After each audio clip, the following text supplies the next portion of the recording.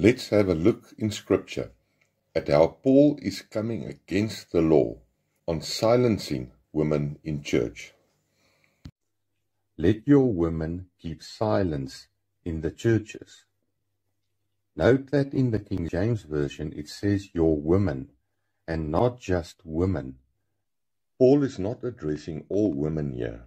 He is addressing the wives who were being talkative, disrupting the church service with their vocalized questions to their husbands. Paul tells them to be silent in the church service and to ask their questions of their husbands at home. You cannot ask questions of your husband at home if you do not have a husband. Paul is not giving a commandment for all women for all times to always be totally silent in church. He is dealing with the local situation at the Corinthian church and the wives who were disrupting the church service. In the Jewish oral law, the married women were not allowed to speak in the synagogue, but had to ask their questions of their husbands at home. This is only in the oral law. There is no such law in the law of Moses. This also shows us the era of the people Paul was addressing. Paul is not giving a commandment for all women for all times to always be totally silent in church. Paul himself said that women can speak and minister in church, as per 1 Corinthians 11 verse 5. If any woman in a place of leadership within the church prays or prophesies in public. Nowhere in Paul's epistles does it tell wives to be in submission to other men, but only to be in submission to their own husbands. And this goes for men in church leadership as well. 1 Peter 3 verse 1. Wives, in the same way, submit yourselves to your own husbands.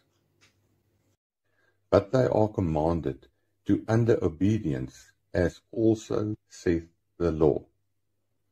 These words, as also saith the law, shows us which era of people Paul is addressing here. Paul is not speaking to women of our era. There is not one law in the whole Bible which says that women were to be silent. Paul is referring here to the oral law of the time, as there is no law in the whole of the Old Testament under the law of Moses that says that women must be silent in church. And if they will learn anything, let them ask their husbands at home. By Paul telling the women to ask their husbands at home again shows us that Paul is addressing the marriage order here. Generally, women in those days were not educated, and so their questions disturbed the gatherings. Paul told them to be silent and ask their husbands at home. Women who were out of hand, like these women in public gatherings, brought shame onto themselves and to their husbands. A wife is the glory of her husband, as in 1 Corinthians 11 verse 7. So because of the chaos that was caused by women in the church of Corinth at that time, Paul at that point had to convert to speaking in a language which the people of the time could understand, because he was trying to establish some sort of order in that church. So he spoke a law from the Jewish oral law of the time concerning women's behavior in the synagogue, to try to get everyone to calm down and be orderly in that church. But although Paul is using the oral law to try and establish some sort of order in the church of Corinth, by speaking in a language which they could understand according to their customs and traditions of the time, Paul also at the same time, if we look at the verse after this one, is challenging the Jewish oral law and letting the people know that this law and custom is no longer valid under the new covenant of Jesus, and that it's not practiced in the churches of God. Verse 36. What?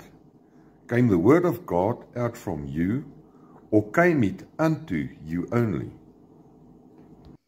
Paul is challenging the oral law here. See what Paul is saying here.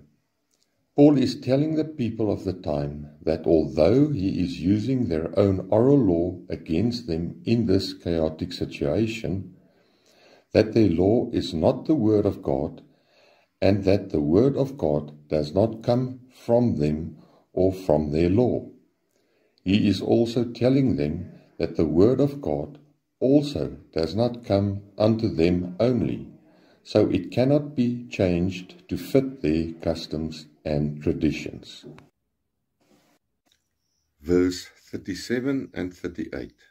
If anyone thinks himself to be a prophet or spiritual, let him acknowledge that the things which I write to you are the commandments of the Lord. But if anyone is ignorant, let him be ignorant. Paul says here that there will be people who will choose to remain ignorant and under error and deception. But let them then be ignorant. Let them be deceived by Satan, as they don't have teachable spirits to learn the truth. In the following verse, Paul is showing his frustration with the church of Corinth. He says that whenever they gather together as a church, their services do more harm than good. 1 Corinthians 11 verse 17. I cannot praise you, because you come together, it is not for the better, but for the worse. Your gatherings do more harm than good. 1 Corinthians 11 verse 20. Therefore, when you come together in one place, it is not to eat the Lord's Supper. In this verse, Paul is expressing his disappointment in the church of Corinth, recognizing that when they get together for worship services, that they have their own interests at heart and that they are not really there for the Lord. And also note that Paul is speaking here to both men and women in these gatherings. The Apostle Peter said that Paul's writings are hard to understand, and that unlearned, ignorant, and unstable people will distort and twist Paul's scriptures to mean something totally different. But Peter also said that it will result in their destruction, as in 2 Peter 3 verse 16.